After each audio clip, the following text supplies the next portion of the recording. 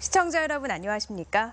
경북 동해안 지역은 내일도 구름 많고 바람이 강하게 부는 날씨가 예상됩니다. 울릉도 독도에는 강풍주의보와 호우경보가 내려진 가운데 강한 바람과 함께 내일 밤까지 20에서 50mm의 비가 더 내리겠습니다. 내일 아침 최저기온은 16에서 19도, 낮 최고기온은 23에서 27도 분포로 선선하겠습니다. 동해상에 풍랑경보가 내려진 가운데 물결은 2에서 6m로 매우 높게 일겠고 울릉도 독도와 동해안에는 모레까지 너울에 의해 높은 파도가 방파제를 넘을 가능성이 있겠으니 주의하시기 바랍니다. 제10호 태풍 라이언록이 일본 열도를 지나 울릉도에 접근하면서 울릉도에서는 각종 피해가 잇따르고 있습니다. 지난 28일부터 사흘간 평균 270mm의 폭우가 쏟아지면서 울릉 1조도로 사동에서 구암 구간 등 3곳에서 낙석이 발생했고 마리나 호텔 등 3곳에서 토사가 유출돼 긴급 복구 작업을 벌이고 있습니다. 또 산사태와 하천 범람 우려로 인해 울릉도 서면 주민 13가구 19명이 밤사이 대피했다가 귀가했고 도동 등 많은 지역에 전기 공급이 끊겼습니다.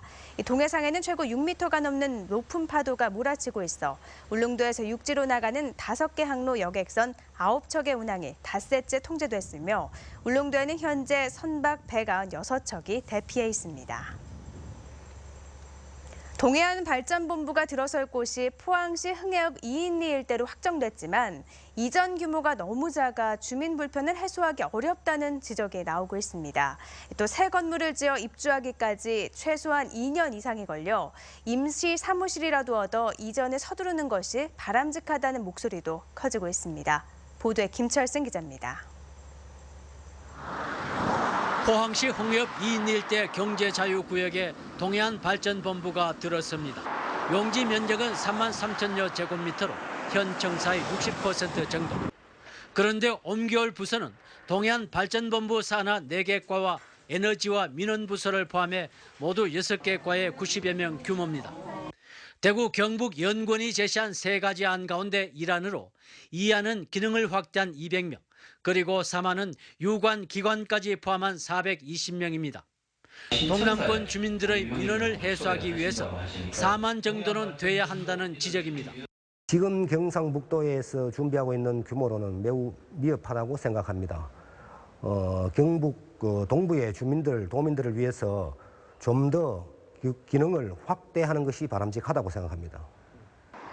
이전 시기도 너무 늦습니다. 경상북도는 오는 2018년 말 새 건물을 지어 입주한다는 계획이지만 늦어질 가능성도 배제하지 않고 있습니다.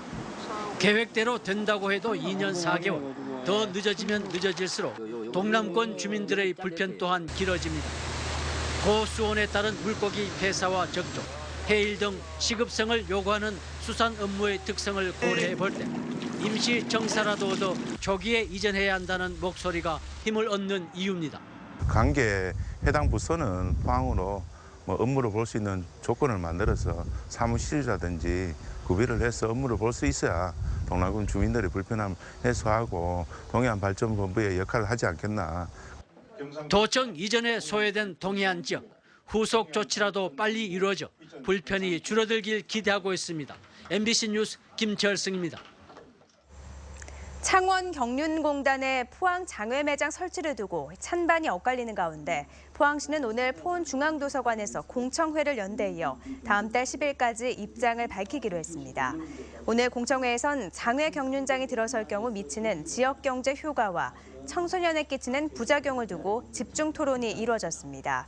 포항시는 정리된 의견을 다음 달 7일 시의회 상임위원회에 보고한 뒤 시의회의 의견을 종합해 다음 달 10일 이전에 경륜장 장외 매장 유치에 대한 입장을 밝히기로 했습니다. 찬반 논란을 빚어온 경주시 시설관리공단 설치 조례안이 경주시의회 상임위에서 일부 조항을 수정해 본회의에서 통과됐습니다. 경주시의회는 오늘 임시회를 열고 경주시 시설관리공단 설치 조례안에 대해 찬성 12표, 반대 7표로 가결 처리됐습니다. 경주시 시설관리공단은 체육시설과 사적관리, 노상주차장 등 11개 시설을 한데 묶어 통합 관리하는 방안으로 올 연말까지 설립을 완료할 방침입니다. 최근 폭염이 물러가고 선선한 날씨가 이어지면서 바다의 수온도 떨어져 양식장의 폭염 피해도 진정 국면을 보이고 있습니다. 포항시는 최근 한 달 가까이 30도 안팎까지 치솟은 연안의 수온이 지금은 평년 수준인 25도 안팎까지 떨어져 고수온에 의한 양식장 물고기 폐사가 진정 국면에 접어들었다고 밝혔습니다. 올여름 포항 지역의 양식장 물고기 폐사는 지금까지 모두 71만 5천여 마리, 시가 12억 9천여만 원어치로 고수온에 취약한 어린 강도다리가 대부분을 차지했습니다.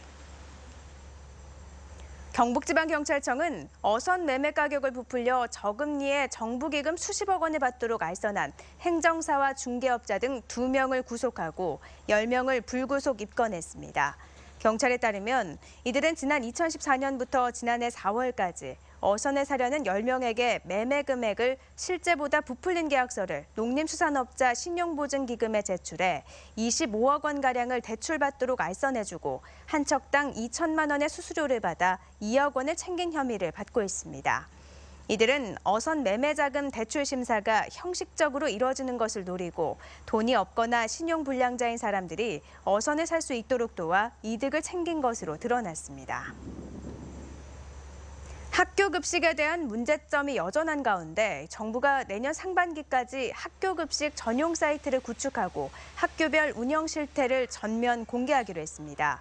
또 입찰비리 관제 시스템을 통해 학교 급식 비리 실시간 감시, 식재료의 품질, 위생 상태를 확인할 수 있는 검수앱 개발, 학부모 급식 모니터단 구성 등의 개선 방안도 추진합니다. 최근 국무조정실 부패 척결 추진단이 전국 13개 시도의 학교 급식을 점검한 결과 대구 경북에서는 계약 물품 부적정, 급식비 전용 등 21건의 비위 행위가 적발됐습니다. 모 언론사가 경주 신라환경 보건 사업에 대해 천년고도의 정체성을 훼손할 가능성이 높다고 보도한 데 대해 문화재청이 사실과 다르다며 해명 자료를 발표했습니다. 문화재청은 5개 왕릉급 대형 고분이 5년 내에 졸속 발굴된다고 보도했지만 이 가운데 1개 고분만 봉분 일부가 훼손돼 발굴이 진행될 계획이라고 밝혔습니다. 또 신라시대 건물 복원에 대해서도 문화재위원회 심의와 각 분야 전문가, 유관기관의 충분한 고증을 거쳐 신중하게 이루어지고 있다고 해명했습니다. 포항시 북부시장 상윤회가 오늘 대신동 새마을금고 교육장에서 첫 상인대학 졸업식을 가졌습니다. 60여 명의 상인들은 지난 6월 10일부터 매주 2회 모두 40시간에 걸쳐 의식 혁신과 마케팅 기초, 상품 개발 등의 기본 과정과 함께 전포 경영과 상품 진열, 상인 조직 전문화 등 심화 과정을 이수했습니다. 지난 2015년 9월에 전통시장으로 등록된 북부시장은 상인대학을 시작으로 다양한 국비 지원 사업에 응모해 상가를 활성화하기로 했습니다. 경상북도는 중소기업 혁신기술 개발 지원 사업에 경주의 의료기기 부품 생산업체인 유메드시스 등 6개 업체를 선정했습니다. 이 사업은 자금 부족 등으로 사업화가 되지 않는 기술을 지원하는 것으로 개발 가능성과 사업성 등을 평가해 기업당 최대 6천만 원을 지원합니다. 경상북도는 건강과 에너지, 환경 등 경제 흐름을 잘 반영한 기술을 갖고 있는 기업을 선정했고 기술이 개발되면 경제적 파급 효과가 크고 일자리 창출에도 기여할 것으로 기대하고 있습니다. 경주시 학교 밖 청소년 지원센터의 꿈드림 프로그램에 참여한 청소년 21명이 2016년 제2회 검정고시에서 합격했습니다. 학교 밖 청소년 지원센터는 학업 중단 청소년들을 위해 검정고시와 취업 지원, 진로 상담 등을 통해 학업 복귀와 사회 진입을 도와주는 다양한 프로그램을 운영하고 있습니다. 경북지식재산센터는 오늘 대구 한의대학교 산학협력단과 기술 이전과 사업화 촉진을 위한 업무 협약을 체결했습니다. 협약에 따라 두 기관은 지식재산권 권리화 지원과 네트워크 구성, 산학협력을 위한 파트너 기업 발굴과 정보 공유 등에 협력하기로 했습니다. 이상으로 포항 MBC 이브닝 뉴스를 마칩니다. 고맙습니다.